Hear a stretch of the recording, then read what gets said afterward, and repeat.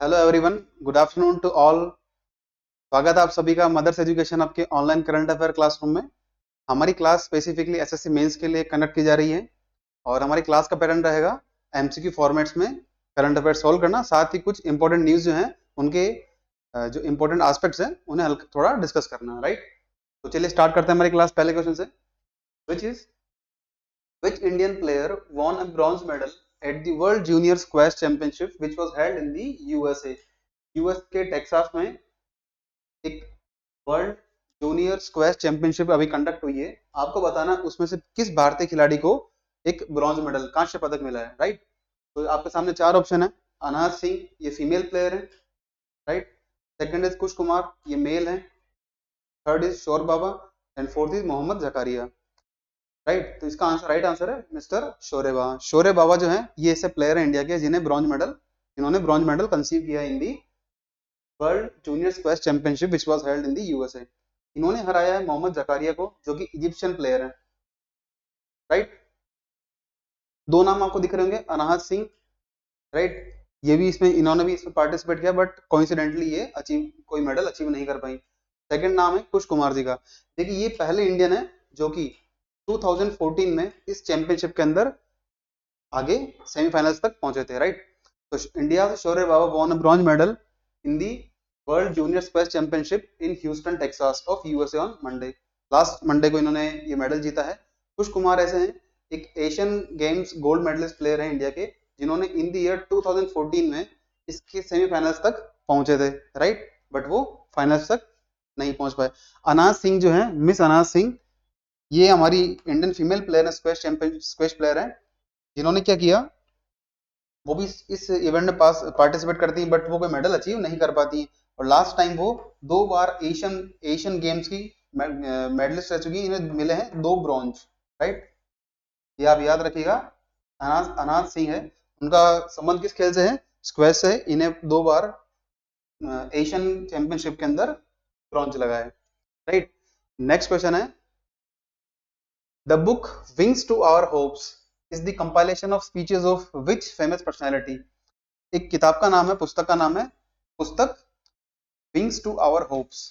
ये किस प्रसिद्ध व्यक्तित्व के भाषणों का संकलन है, ये आपको बताना। चार आपको नाम दिए गए हैं। First is Narendra Modi, second is Amit Shah, third is Ajay Doval, fourth is Droupadi Murmu. देखिए राइट आंसर इसका है श्रीमती द्रौपदी मुर्मू जी, ये हमारी ऑनरेबल प्रेसिडेंट है, right.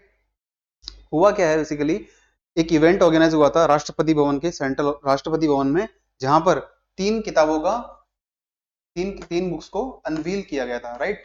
Three books for unveiled during a ceremony in the Rashtrapati भवन।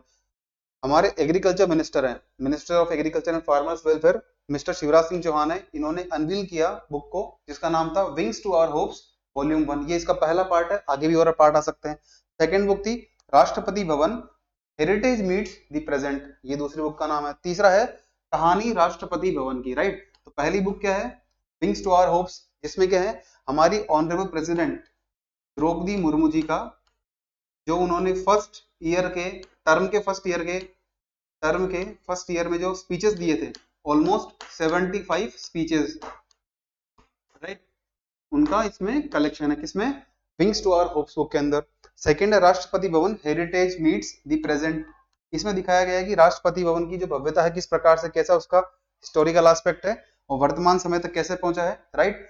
थर्ड इज कहानी राष्ट्रपति भवन की। इसमें जो हमारे सभी राष्ट्रपति रहे हैं अब तक, डॉक्टर राजेंद्र प्रसाद से लेकर के वर्तमान राष्ट्रपति श्रीमती द्रौपदी मुर्मू जी, उनके कंट्रीब्यूशन के बारे में इसको शोकेस किया गया है इन दी बुक ऑफ कहानी राष्ट्रपति भवन की, राइट।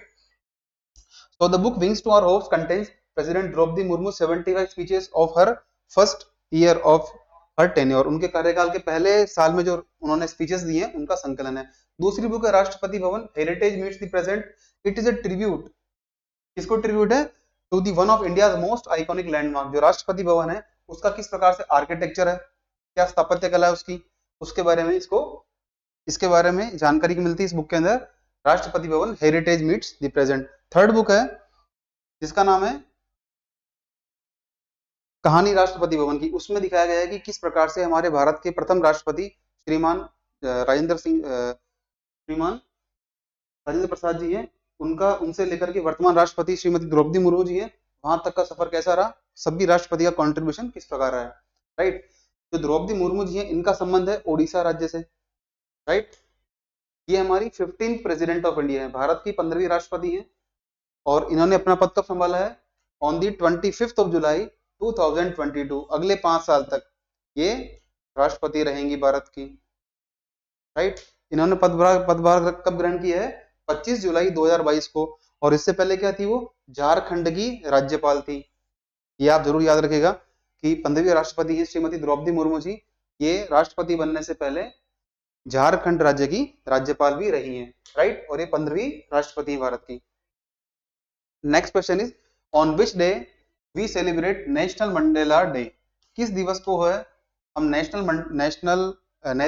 मंडेला दिवस मनाते हैं, किस दिवस को। तो आपके सामने 4 डेट है, 15th of July, 18th July, 20th July, 11th जुलाई। देखिए इसमें से हमने 15 जुलाई के बारे में डिस्कस किया हुआ है, 20 जुलाई के बारे में डिस्कस किया, 11 जुलाई के बारे में डिस्कस किया। आई होप ये आपको पता होगा। 11 जुलाई इज इंटरनेशनल पॉपुलेशन डे, विश्व जनसंख्या दिवस है, राइट। ये हम ऑलरेडी तो स्टडी कर चुके हैं। स्टार्ट कब हुआ था, 1989 में, राइट। सेकेंड है 20th जुलाई, आज की डेट 20th जुलाई है, इस दिन मनाते हैं इंटरनेशनल चेस डे, राइट। साथ ही साथ थर्ड डेट मिलती है 15th ऑफ जुलाई, राइट। इस दिन क्या था यह हम देखते हैं। और 18 जुलाई ये हम पढ़कर निकले कुछ दिन पहले। 18 जुलाई क्या था, या आप बताइएगा। इन इट वॉज, जो इस दिन क्या हुआ था, इंटरनेशनल क्रिमिनल कोर्ट, इसकी स्थापना हुई थी इन दी ईयर 1998। वो रेजोल्यूशन कब पास किया गया था, 18 जुलाई 1998 को, तब ये स्थापना हुई थी अंतरराष्ट्रीय आपराधिक न्यायालय की। इसलिए 18 जुलाई को मनाते हैं international day of justice, right. अंतरराष्ट्रीय न्याय दिवस कब मनाते हैं, 18 जुलाई को। 20 जुलाई को मनाते हैं इंटरनेशनल चेस डे, और 11 जुलाई को मनाते हैं इंटरनेशनल पॉपुलेशन डे, राइट। जो डेट हमारी 20th जुलाई है, इसी दिन मनाते हैं हम National Mandela, sorry Nelson Mandela Day, माफ कीजिएगा, नेल्सन मंडेला डे कब मनाते हैं, we celebrate it annually on 20th July, 20 जुलाई को प्रतिवर्ष मनाते हैं, इनको सम्मान देने के लिए। इनका संबंध साउथ अफ्रीका से था। तो Nelson Mandela International Day celebrated annually on 18 July to honour the life and legacy of national Nelson Mandela. Nelson Mandela की जो उनकी लाइफ है, जो उन्होंने योगदान दिया है देश के प्रति, देश के लिए, उसको यादगार, उसकी याद में 20 जुलाई को नेल्सन मंडेला डे सेलिब्रेट करते हैं। और ये कब किया गया था, 2009 के अंदर डिसाइड किया गया था that we will observe a Nelson Mandela Day from the 18 July 2010। 2009 में एक रेजोल्यूशन लाया गया था यूएन के अंदर, संयुक्त राष्ट्र में। उसके बाद जो पहली बार नेल्सन मंडेला डे मनाया गया, वो कब मनाया गया, 18 जुलाई 2010 को, राइट। और इस साल की थीम क्या है, combat poverty and inequality is in our hand, गरीबी और असमानता से लड़ना हमारे हाथ में है। इनको दूर करने का किसके पास शक्ति है, इंसानों के पास है, हमारे पास है। हम चाहें तो असमानता और गरीबी जो है इस विश्व से दूर कर सकते हैं। यही इस साल का थीम है, राइट। थोड़ी बात कर देंगे नेल्सन मंडेला जी के बारे में, कौन थे, इनका संबंध किस देश से है, राइट। तो Nelson Mandela's life was dedicated to fighting for equality, justice and reconciliation. दक्षिण अफ्रीका देश के लिए इन्होंने उसकी आजादी में अपना विशेष योगदान दिया है। वहां लोगों में हम जानते हैं कि अपार्टheid, नस्ल भेद था, उसको दूर करने, रेसिज्म को दूर करने के लिए इन्होंने अपनी बड़ी अहम भूमिका निभाई है। समानता के लिए, न्याय के लिए इन्होंने काम किया है। और इन्हें कहा जाता है साउथ अफ्रीका का फादर ऑफ नेशन। जैसे महात्मा गांधी को मानते हैं भारत के राष्ट्रपिता, वैसे ही, राइट। 1944 में इन्होंने क्या किया था, इन्हें संस्था बनाई थी African national Congress, youth league की स्थापना की थी, राइट। उसके बाद में इसके एएनसी के बनते प्रेसिडेंट 1991 में, और 1993 के अंदर बनते हैं, 1993 में मिलता है इन्हें नोबेल पीस प्राइज, राइट। 1993 के अंदर मिलता है नोबेल शांति पुरस्कार, शांति का नोबेल पुरस्कार मिलता है। और 1994 में बनते हैं ये साउथ अफ्रीका के राष्ट्रपति। ये आप जरूर याद रखिएगा। आई होप यहाँ तक क्लियर होगा। अब एक बुक का नाम लिया गया है दोबारा से, who is the author of book, author के बारे में पूछा गया है। बुक का नाम क्या है? Power within the leadership legacy of Narendra Modi. Book का नाम है power within the leadership legacy of Narendra Modi. इस पुस्तक के लेखक कौन? आपके सामने चार नाम है। अरुणिमा सिन्हा जी, देखिए ये भी एक राइटर है, she is also writer as well as the mountaineer, right. इनके बारे में थोड़ा सा डिटेल में पढ़ेंगे हम। ये पर्वतारोही है भारत की, और भारत की पहली जो है एम्प्यूट यानी विकलांग पर्वतारोही है, right. Second is S Jaishankar ji, हमारे फॉरेन मिनिस्टर है वर्तमान में। थर्ड है आर बाला सुब्रमण्यम, ये भी क्या है? एक राइटर है। फोर्थ इज प्रबोध कुमार मिश्रा, ये भी हमारे एक राइटर है, वेल नॉन। तो इसका राइट आंसर है आर बाला सुब्रमण्यम जी। आर बाला सुब्रमण्यम जी, इन्होंने बुक लिखी है power within the leadership legacy of Narendra Modi. Recently इस बुक को अनवील किया गया है प्राइम मिनिस्टर नरेंद्र मोदी के द्वारा। तो the book captures prime minister Narendra Modi leadership journey. उन्होंने अपनी जो इस राजनीतिक यात्रा है वो उसकी शुरुआत कैसे की, वो यहाँ तक किस तरह पहुंचे, और साथ ही वेस्टर्न और इंडिक पर्सपेक्टिव यानी पश्चिमी और भारतीय दृष्टिकोण से उनका क्या योगदान रहा है, उसके बारे में स्टडी किया गया है इस बुक के अंदर, राइट। और ये बुक इंस्पायर करती है ऐसे लोगों को who wants to excel in the public services, जो लोक सेवा में अपना करियर बनाना चाहते हैं, उनके लिए एक क्या होता है, ये उनके लिए गाइडिंग पाथ है बुक, ऐसा माना गया है। अब हम बात करते हैं अरुणिमा सिन्हा जी की। ये क्या है? She is the Indian mountaineer who became the world's first women amputee to climb Mount Everest in the year 2013। 2013 में भारत की ये पहली महिला है, विश्व की पहली महिला है, विकलांग महिला है, जिन्होंने माउंट एवरेस्ट को फतेह किया था, राइट। इन्होंने भी एक बुक लिखी है, उसके बारे में आगे बात करेंगे। और साथ ही साथ इन्होंने 2019 में क्या किया है? माउंट विंसन है जो कि अंटार्कटिका का हाईएस्ट पीक है। माउंट विंसन अंटार्कटिका महाद्वीप का सबसे ऊंची चोटी, उसको भी इन्होंने फतेह किया है। साथ ही साथ इन्हें पद्मश्री अवार्ड दिया गया है, राइट। इससे पहले भी क्या है, वो 5 ऐसे वर्ल्ड के हाईएस्ट पीक्स हैं जिन्हें क्लिंच कर चुकी हैं। पहला माउंट एवरेस्ट, दूसरा माउंट किलिमंजारो। ये कहाँ है? It is located in Tanzania. Tanzania के अंदर लोकेटेड है माउंट किलिमंजारो। माउंट एवरेस्ट ये यूरोप में है, राइट। माउंट कोसिस्को ये है ऑस्ट्रेलिया में, it is located in the Australia. Last है माउंट अकांकागुआ। तो हम बात करते हैं कि इन्होंने कौन सी बुक लिखी। She wrote a book born again on the mountains, फिर से पर्वतों पर जन्म, ऐसा किताब का हिंदी में नाम कह सकते हैं। Born again on the mountain किताब लिखी है, और इसको अनवील किया था हमारे honourable prime minister Narendra Modi ji के द्वारा 2014 में, राइट। एक हमने बात की थी प्रबोध कुमार मिश्रा जी की, फोर्थ ऑप्शन था ही रोट अ बुक वंदे भारतम। इन्होंने किताब लिखी, उसका नाम क्या है? वंदे भारतम, राइट। और इन्होंने क्या लिखा है इसके अंदर? नेशनलिस्ट पोइम लिखी है संस्कृत भाषा में। संस्कृत भाषा में राष्ट्र प्रेम की जो है कविताएं लिखी हैं, ये आप ध्यान रखिएगा। नेक्स्ट क्वेश्चन है विच international day is celebrated on 20th July each year. 20 जुलाई को हम कौन सा दिवस सेलिब्रेट करते हैं, की बात की गई है, राइट।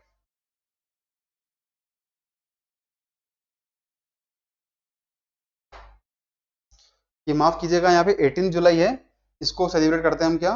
Nelson Mandela day. 20 जुलाई नहीं, 18 जुलाई है। 20 जुलाई को मनाते हैं हम क्या? 20 जुलाई को मनाते हैं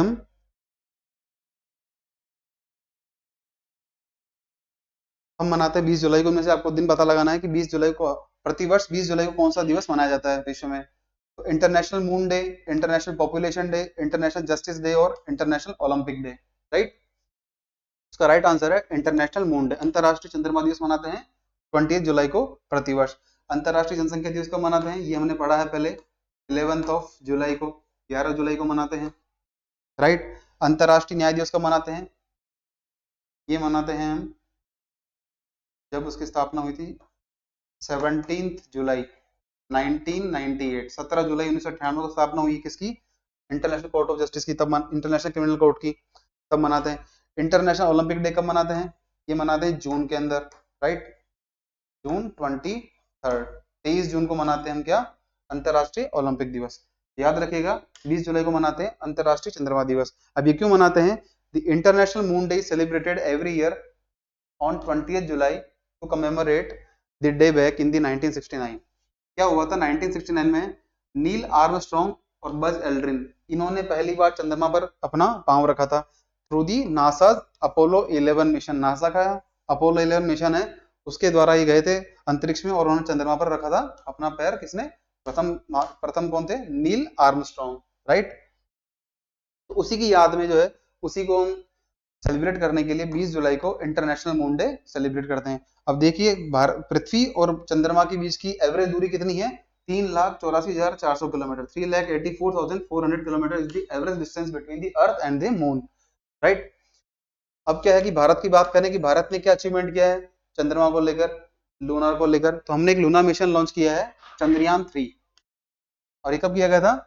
ये लॉन्च किया गया था आंध्र प्रदेश के श्रीहरिकोटा से, सतीश धवन स्पेस सेंटर है, वहां से लॉन्च किया गया था लास्ट ईयर जुलाई में, राइट, ऑन जुलाई 14, 2023। और हमारा ये जो चंद्रयान 3 मिशन है, ये कहाँ लैंड किया इसने? इसने लैंड किया है साउथ पोल पे, right, south pole of the moon. और चंद्रमा के दक्षिणी ध्रुव पर लैंड करने वाला विश्व का पहला मिशन है जो कि भारत ने भेजा है, चंद्रयान 3। और ओवरऑल कैटेगरी में देखें कि चांद पर पहुंचने वाला भारत कौन सा देश है, तो India is the 4th nation कि जिन्होंने अपना कोई मिशन चांद पर भेजा हो, राइट। तो India achieved the distinction of being the first country to land its spacecraft on the south pole of moon surface. और ओवरऑल 4th कंट्री ऐसा करने वाला जिसका कि कोई भी एक स्पेस मिशन है जो कि चांद से चंद्रमा से संबंधित है, राइट। इससे पहले क्या हुआ था? हमने देखा कि यूएस का नासा के द्वारा कब भेजा गया था? इन द ईयर 1969, ये भेजा है यूएसए ने। 1976 में जाएगा लूनार 24, ये जाएगा रशिया का, जो इसके द्वारा भेजा गया रॉसकॉस्मोस, वहां की अंतरिक्ष एजेंसी। जिस प्रकार से भारत की है इसरो, वैसे रूस की है रॉसकॉस्मोस। थर्ड भेजा गया चीन के द्वारा, ये कब भेजा गया? 2013 में। इसका नाम क्या था? U2, right. ये भेजा गया चाइना के द्वारा इन द ईयर 2013, U2। इस प्रकार से अगर हम देखें तो भारत क्या है? India is the 4th country which has achieved a successful journey of a space mission on the moon surface, right. अब एक संस्था है जो कि डील करती है आउटर स्पेस के अंदर पीस किस प्रकार से इंश्योर की जाए, जो हमारा अंतरिक्ष है उसमें किस प्रकार शांति रखी जाए, उसके लिए संस्था है यूएन की, United Nations office for outer space affairs, UNOOSA। ये क्या है? एक ऑफिशियल बॉडी है यूएन की, जिसका एक ही काम है to encourage international cooperation in the peaceful use of outer space. जो बाह्य अंतरिक्ष है उसका किस प्रकार से शांतिपूर्वक इस्तेमाल कर सके विभिन्न देश, वो ऑब्जेक्टिव किसका है? इस संस्था का है, यूएन की संस्था है, UN office for outer space affairs, right. ये याद रखिएगा आप। हम थोड़ी बात करते हैं ओलंपिक्स की, कि ओलंपिक जो है इनकी शुरुआत अभी हमने देखा था, इसमें एक ऑप्शन था आपके, ये था इंटरनेशनल ओलंपिक डे। जो कि ऑप्शन आया तो हम थोड़ा देख लेते हैं कि ओलंपिक के बारे में ब्रीफ हिस्ट्री क्या है, जो कि हमारे एग्जाम के हिसाब से इंपॉर्टेंट है, राइट। तो we will begin with the International Olympic Committee का गठन कब हुआ था? तो शुरुआत करेंगे, वर्तमान में इसमें 5 सर्कल्स हैं, वो किसने डिजाइन किए हैं, इसका मोटो क्या है, और एक कौन सा नंबर का ओलंपिक जो कि पेरिस में होने वाला है, right. So international Olympic committee was founded in the year 1894 on 23rd of June. 23 जून 1894 को अंतरराष्ट्रीय ओलंपिक समिति का गठन हुआ था, राइट। इसीलिए क्या मनाते हैं? 23rd ऑफ जून को मनाते हैं हम क्या? International Olympic day. ये आप याद रखिएगा। इसकी स्थापना कहाँ हुई है? फ्रांस के पेरिस में, राइट। अब एक मॉडर्न जो ओलंपिक्स है, इसका फादर किसे मानते हैं? The father of the modern Olympic is considered the Baron Pierre de Coubertin. बैरन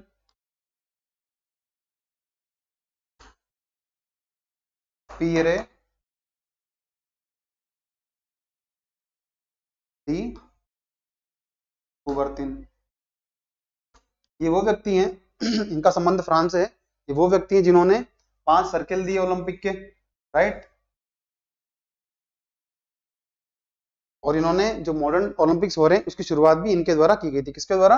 ये नाम याद रखिएगा, बैरन पियर डी कुबर्तिन। जो पहले आधुनिक ओलंपिक खेल हुए कहाँ हुए हैं? इन द ईयर 1896 ग्रीस के एथेंस में, right. The theme of the 2024 Olympic क्या है? 2024 के ओलंपिक डे का थीम क्या रहा? Let's move and celebrate. ये इसका थीम रहा है 2024 के ओलंपिक का। चूंकि इस साल ओलंपिक होने वाले हैं, सो हमारे लिए इस साल की थीम इंपॉर्टेंट हो जाती है। क्या है theme? Let's move and celebrate. ये इस 2024 के ओलंपिक्स की थीम है, राइट। जो ओरिजिनल मोटो था, ओरिजिनल मोटो क्या था ओलंपिक्स का? वो था CTS, LTS and Fortius, right. CTS, एलटीएस, फोर्टियस ये लैटिन वर्ड्स हैं। इसका मतलब है फास्टर, हायर एंड स्ट्रोंगर। तेज, ऊंचा एंड मजबूत। ये क्या है इसका? इंडियन ओलंपिक कमेटी के मोटो की जानकारी है कि इसमें तीन शब्द हैं, सीटीएस, एलटीएस, फोर्टियस। लेकिन 2021 के ओलंपिक के बाद जो टोक्यो में हुए थे, उसमें एक नया और शब्द जोड़ दिया गया, इसका नाम था कम्युनिटर, यानी टुगेदर, साथ साथ, राइट। याद रखिएगा, ये चौथा शब्द जोड़ दिया गया। अब क्या हो गए हैं? सीटीएस, एलटीएस, फोर्टियस, कम्युनिटर, राइट। मतलब ये ओलंपिक्स गेम जो होते हैं क्यों होते हैं?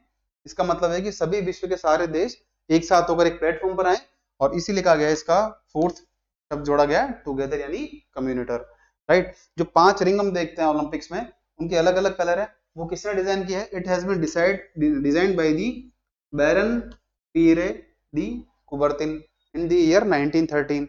और 5 कलर कौन कौन से हैं? ब्लू, येलो, ब्लैक, ग्रीन और रेड।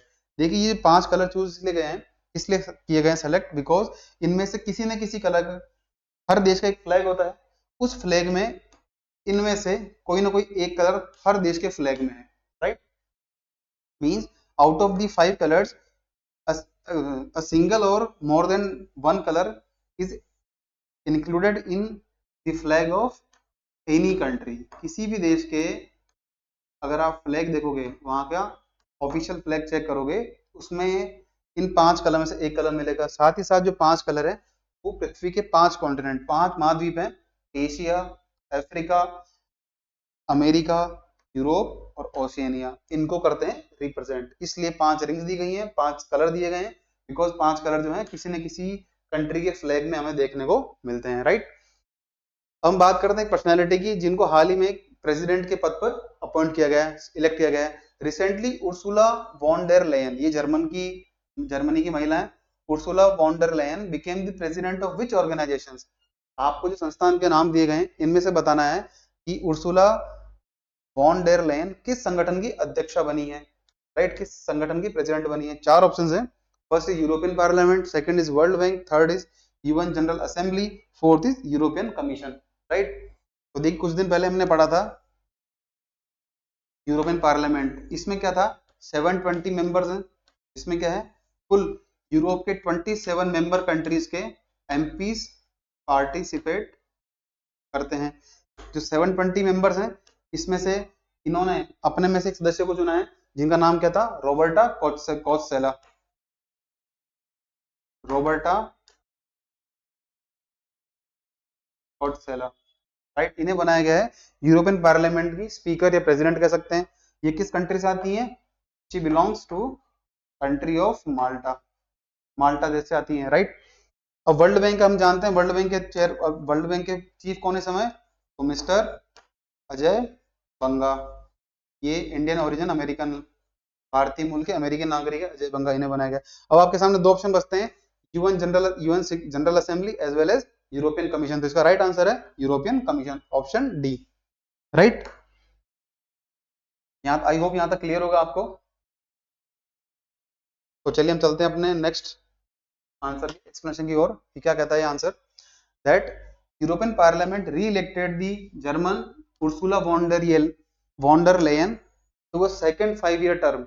उन्हें दूसरी बार चुना गया है 5 साल के कार्यकाल के लिए as the president of European Commission. जो यूरोपीय संघ है, उसका एक आयोग है यूरोपीय आयोग, उसकी अध्यक्ष बनी है कौन? जर्मन की उर्सुला वॉन्डर लेयन, राइट। ये एग्जीक्यूटिव बॉडी है।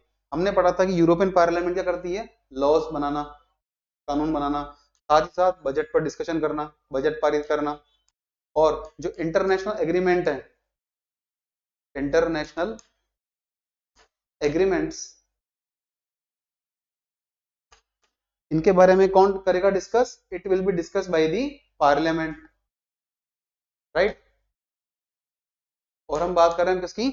यूरोपियन कमीशन की। So it is an executive body of European parliament, European union, which is responsible for proposing legislation.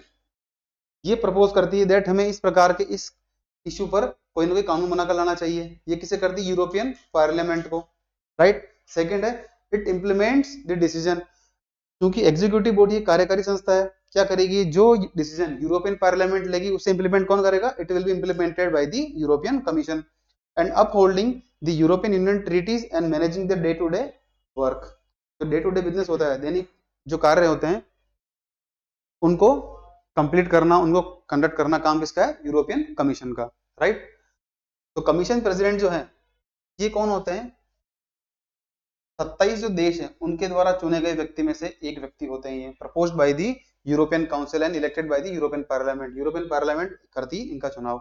हम जानते हैं इटली की रोबर्टा मेट्सोला, हमने पढ़ा है नाम। इटली की रोबर्टा मेट्सोला, माल्टा की नहीं, माफ कीजिएगा, वो है इटली की रोबर्टा मेट्सोला। ये बनी new president of European parliament, right. और अजय बंगा है, ये क्या है? 14th प्रेसिडेंट है ऑफ वर्ल्ड बैंक, विश्व बैंक ग्रुप के, विश्व बैंक समूह के 14वें अध्यक्ष कौन है? अजय बंगा, जो कि भारतीय मूल के अमेरिकी हैं। और इनका कार्यकाल कितना रहेगा? इनका कार्यकाल रहेगा 5 साल के लिए, ठीक है, जो शुरू हुआ 2023 से, राइट, जून 2 2023 से। ये अगले 5 साल के लिए, मतलब 2028 तक कौन रहेंगे? मिस्टर अजय बंगा रहेंगे इसके वर्ल्ड बैंक के प्रेसिडेंट। अब हम बात करें डेनिस फ्रांसिस की, ये कौन है? हमने एक ऑप्शन देखा था यूएन जनरल असेंबली, संयुक्त राष्ट्र महासभा, उसके वर्तमान में अध्यक्ष कौन है? तो त्रिनिदाद एंड टोबैगो के नागरिक हैं डेनिस फ्रांसिस। ये है यूएन जनरल असेंबली, संयुक्त राष्ट्र महासभा के करंट प्रेसिडेंट। ये आप नाम जरूर याद रखेगा। 3 नाम पढ़े हमने। इटली की रोबर्टा मेट्सोला है, यूरोपियन पार्लियामेंट, यूरोपीय संसद की अध्यक्षा बनी है। अजय बंगा वर्ल्ड बैंक ग्रुप के अध्यक्ष हैं। और डेनिस फ्रांसिस जो कि त्रिनिदाद एंड टोबैगो के देश से संबंध रखते हैं, वहां के नागरिक हैं, उन्हें बनाया गया है यूनाइटेड नेशन जनरल असेंबली का president, right. Recently India first overseas Jan Aushadhi Kendra is inaugurated in which country? हाल ही में भारत का जो जन औषधि केंद्र है उसका उद्घाटन किसी बाहरी देश में, किसी और देश में किया गया है। वो कहाँ किया गया आपको पता लगाना है। 4 ऑप्शन है। First is Maldives, correct, incorrect answer है। भूटान, ये भी इनकरेक्ट है। Third Mauritius, fourth UAE. तो देखिए यूएई भी नहीं, इसका राइट आंसर है option C which is Mauritius. हमारे विदेश मंत्री S Jaishankar ji, minister of external affairs, inaugurated an overseas centre of Jan Aushadhi केंद्र इन मॉरिशस। जन औषधि केंद्र क्यों बनाए गए हैं? To deliver the generic medicine, right, generic medicine at low cost. हम चाहते हैं कि जो हमारे जेनेरिक मेडिसिन हैं, जो ट्रीटमेंट है किसी बीमारी का, वो क्या हो? Low cost per. इसलिए हमने बनाया जन औषधि केंद्र, और इसे रिसेंटली लॉन्च किया गया है मॉरिशस के अंदर by the external affairs minister S Jaishankar ji, right. क्या करेगा? It will boost our bilateral ties between the 2 countries. जो 2 देशों के मध्य द्विपक्षीय संबंध है उन्हें मजबूत करने का काम करेगा इन दी हेल्थ सेक्टर। जन औषधि केंद्र की हम बात करेंगी तो क्या हमारी ये हेल्थ पार्टनरशिप प्रोजेक्ट है। इसका बेसिक ऑब्जेक्टिव क्या है? टू सप्लाई कॉस्ट इफेक्टिव, लागत प्रभावी दवाइयों का सप्लाई करना, मेड इन इंडिया मेडिसिन हो, जिससे क्या हो? पब्लिक हेल्थ केयर को है उसको हम इंश्योर कर पाए मॉरिशस के अंदर। जो वहाँ के लोगों का जन स्वास्थ्य है उसको भली भांति हम अच्छी और लो कॉस्ट मेडिसिन डिलीवर कर पाए। ये हमारा ऑब्जेक्टिव है किसका? इस जन औषधि केंद्र को वहां पर लॉन्च करने का, ओपन करने का। अब हम थोड़ी बात कर लेते हैं कि मॉरिशस के बारे में। मॉरिशस जो क्या है, एक आइलैंड कंट्री है। इसके प्राइम मिनिस्टर हैं प्रविंद्र कुमार जगन्नाथ, याद रखिएगा। पीके जगन्नाथ जो है current prime minister of Mauritius. Port Louis की कैपिटल है मॉरिशस की।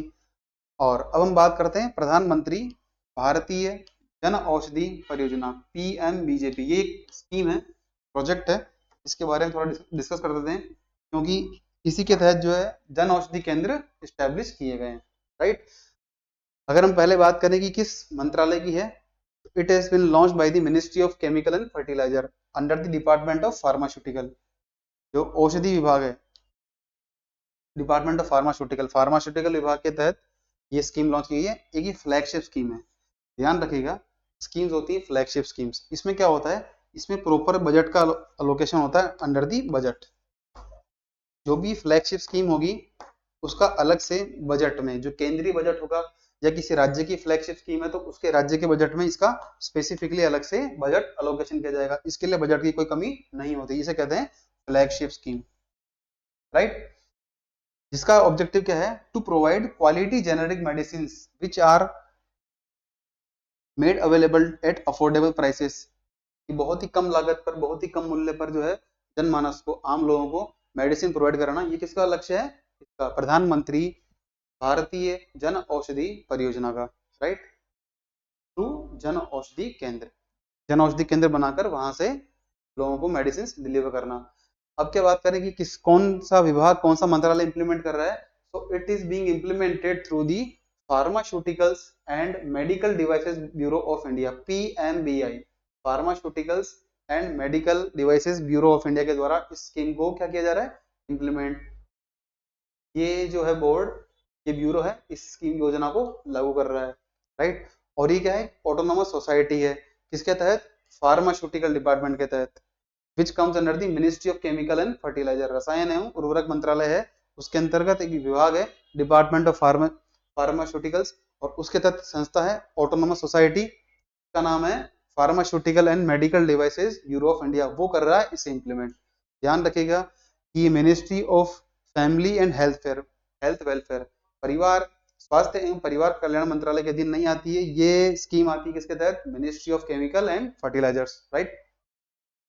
अब हम बात करें कि जन औषधि केंद्र है, ये सरकार के द्वारा क्या स्कीम लॉन्च की गई थी, एक इनिशिएटिव था to provide affordable and quality medicine to general public, आम नागरिकों को कम कीमत पर, अफोर्डेबल प्राइस पर क्वालिटी मेडिसिन प्रोवाइड करना इस जन औषधि केंद्र का इनिशिएटिव का लक्ष्य था।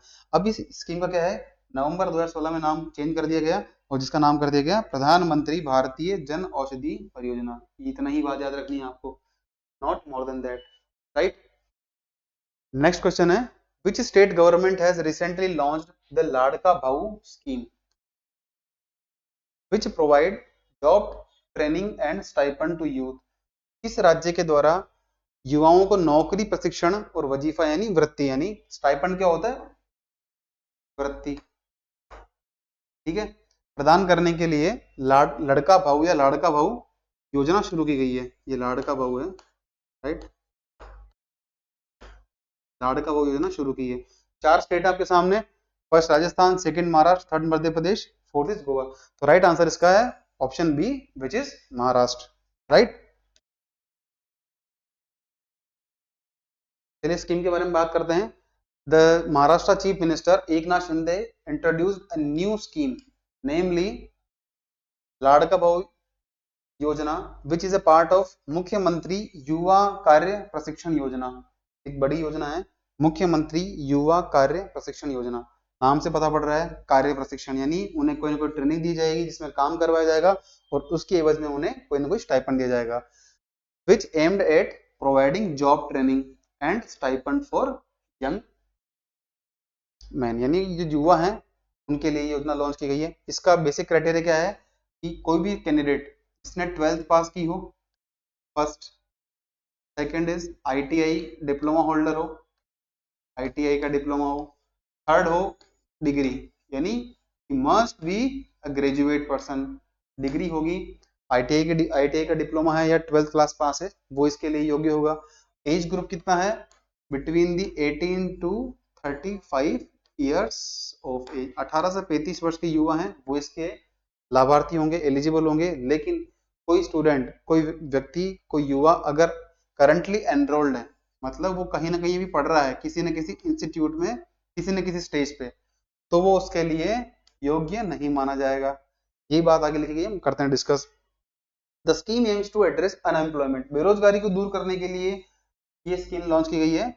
It provide on the job training with a monthly stipend to eligible candidate. हमने देखा कि जो योग्य युवा हैं, योग्य उम्मीदवार, उनको मिलेगा। योग्यता क्या होगी इसकी, 12th पास हो या ITI डिप्लोमा होल्डर हो या डिग्री धारी हो, यानी ग्रेजुएट हो, स्नातक पास किया हो। उसकी एज कितनी होनी चाहिए व्यक्ति की? 18 से 35 साल। एनरोलमेंट क्या करंट में ना तो 12th के अंदर हो, ना आईटीआई पढ़ रहा हो, ना डिग्री ले रहा हो, वही पास कर चुका हो तो उसके लिए योग्य रहेगा। राइट, बिल्कुल साफ बात की गई है कि ऐसे युवा जो कि ना 12th पास कर ली हो तो क्या होगा, ऐसे युवा जिन्होंने 12th पास की है उन्हें मंथली मिलेगा 6,000 रुपए का स्टाइपेंड। राइट, जिन्होंने डिप्लोमा कोर्स किया है, आईटीआई कोर्स किया है, उन्हें मिलेगा 8,000 रुपीज पर मंथ। और जो डिग्री होल्डर्स हैं उन्हें मिलेंगे रुपीज 10,000 पर मंथ।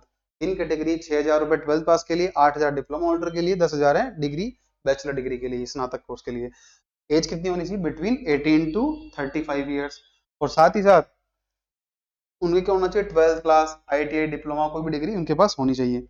और वो जो स्टूडेंट है करंटली एनरोल्ड नहीं होने चाहिए, will not be eligible for the scheme who are currently enrolled in any at any level of their education. किसी प्रकार के शैक्षणिक स्तर पे अगर वो एनरोल्ड हैं तो उनको इस योजना के तहत लाभ नहीं मिलेगा। राइट, एक हम थोड़ी बात कर लेते हैं कि एक आपने योजना सुनी होगी, लाड़की बहना, लाड़की बहन, लाड़की बहन, ये भी क्या है? महाराष्ट्र की है। राइट, इसमें क्या स्कीम में क्या प्रोविजन है? A woman, whether married,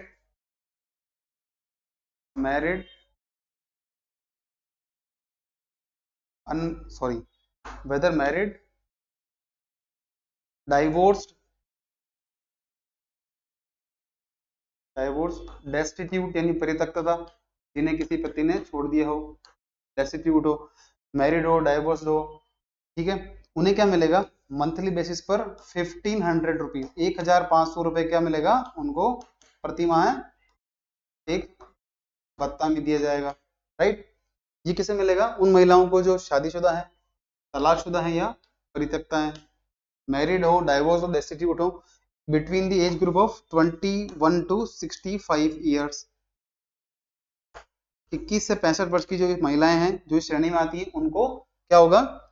1,500 रुपए प्रति माह दिए जाएंगे। साथ ही साथ एक कैटेगरी और है और इनकी क्या होनी चाहिए? एनुअल इनकम होनी चाहिए 2,50,000 से कम होनी चाहिए पर ईयर। एनुअल इनकम कितनी हो? Annual income must be less than ₹2.5 lakh per year. 2.5 lakh से 2,50,000 से अगर वार्षिक आय कम है, इस कैटेगरी की महिलाओं को कितने मिलेंगे? 1,500 रुपए प्रति माह है। साथ ही साथ एज ग्रुप होना चाहिए 21 टू 65 ईयर्स, 21 से 65 साल। और परिवारों की जो इन परिवारों की अनमैरिड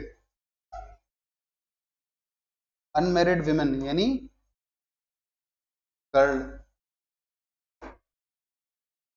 जो बालिकाएं होगी ऐसे परिवारों की, उनको भी मिलेंगे ₹1,500 पर मंथ।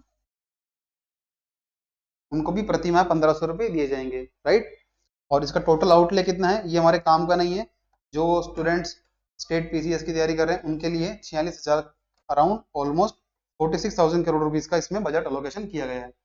तो लाड़का लाड़का बहू योजना में क्या है, थोड़ा करते हैं डिफरेंशिएट। इसमें क्या है? एक तो लाड़का बहू, ये चलाई गई है फॉर दी बॉयज। सेकेंड है लाड़की बहन।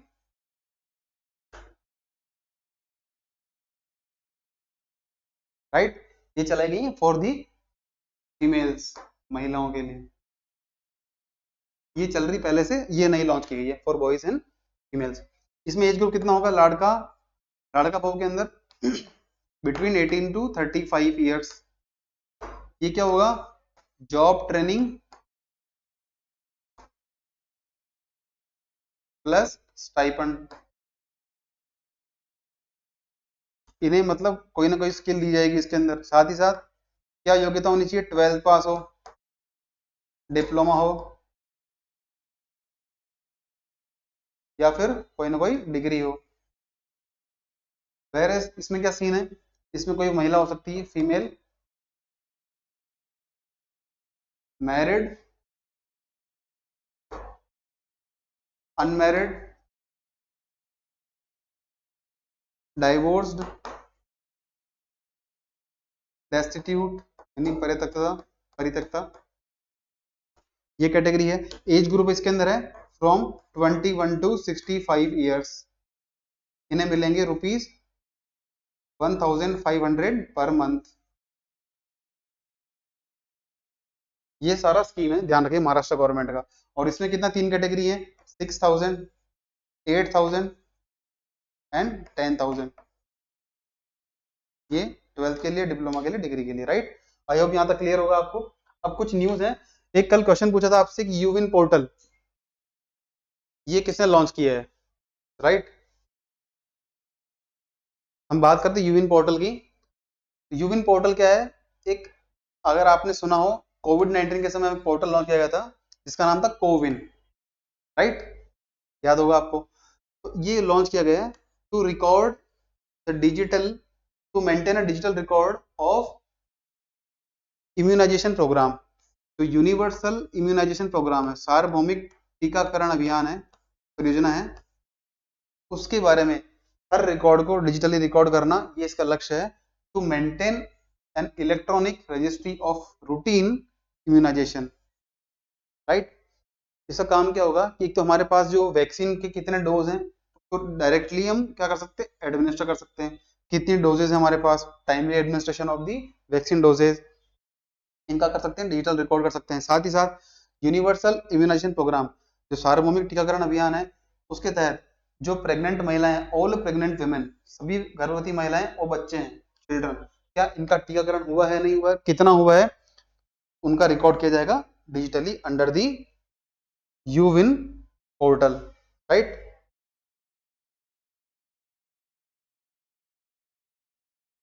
साथ ही it will record the pregnancy details, जो गर्भवती महिलाएं हैं उनकी इसमें जानकारी होगी, और उसका आउटकम क्या रहा, मतलब उन्होंने इंस्टीट्यूशनल डिलीवरी करवाई या नहीं करवाई, उसका रिकॉर्ड होगा। साथ ही साथ न्यू बॉर्न बेबीज हैं, जो नवजात शिशु हैं, उनका भी क्या होगा, रजिस्ट्रेशन साथ ही होगा।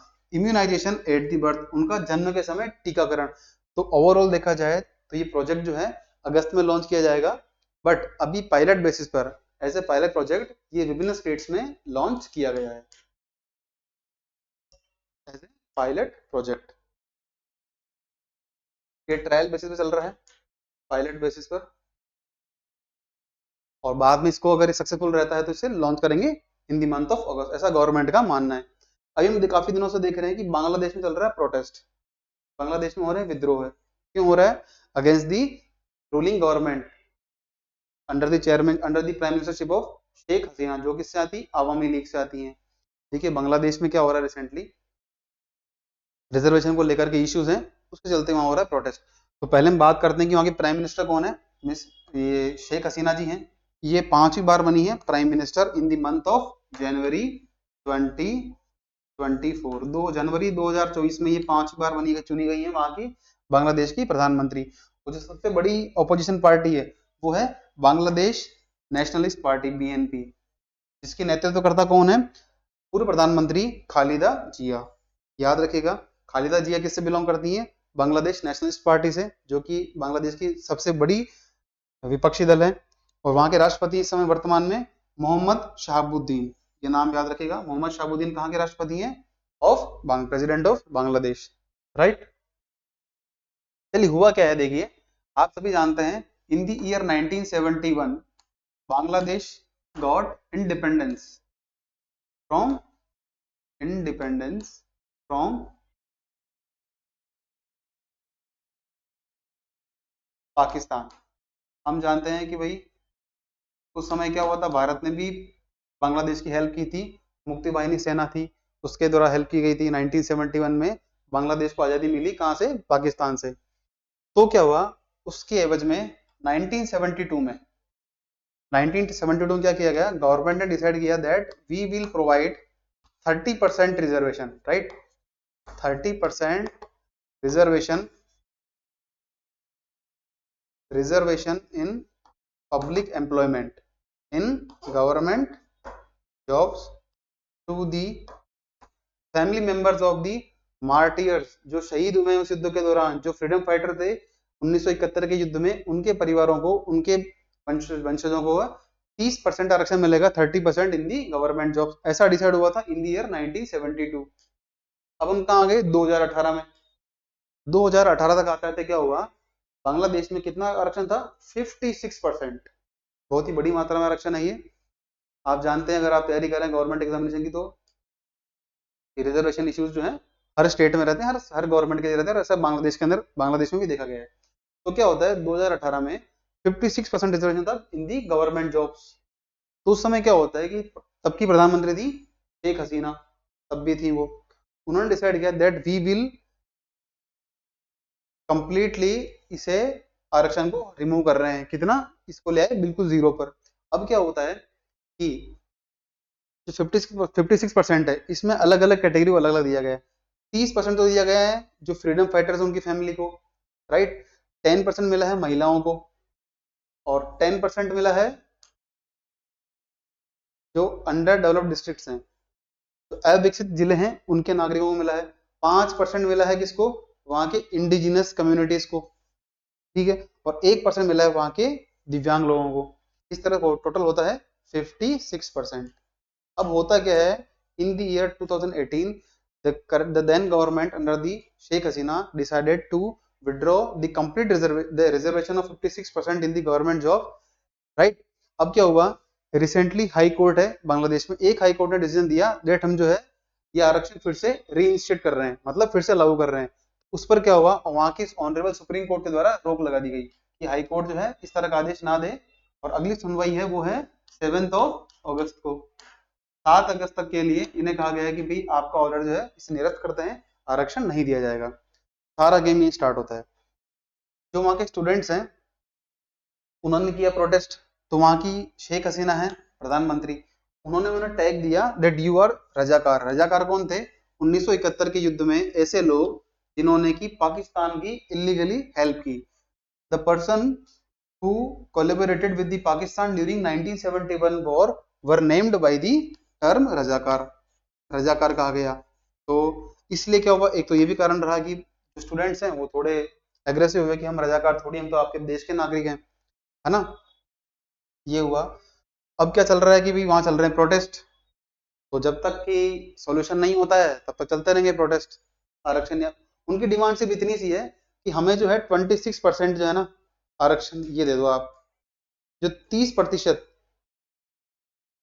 26% जो बचा हुआ है 10% वुमेन के लिए, 10% for the under developed district, और 5% इंडिजिनस लोगों के लिए, और 1% जो डिसेबल्ड उनके लिए। इन्हें इनसे कोई दिक्कत नहीं है, इन्हें दिक्कत है 30% जो आप दे रहे हो to the family members of the freedom fighters, ये हमें नामंजूर है, ये हमें नहीं चाहिए, इसे आप हटा दो।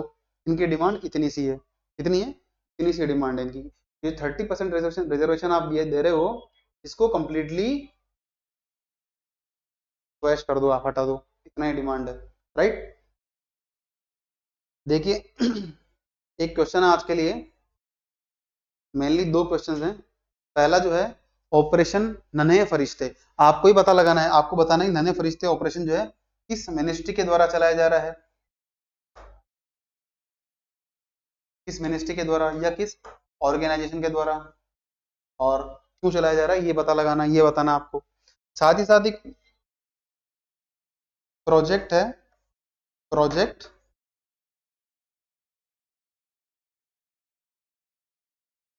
अस्मिता, प्रोजेक्ट अस्मिता है, इसके बारे में बताना है कि प्रोजेक्ट अस्मिता जो है किस मिनिस्ट्री का है और इसका संबंध किससे है। मिनिस्ट्री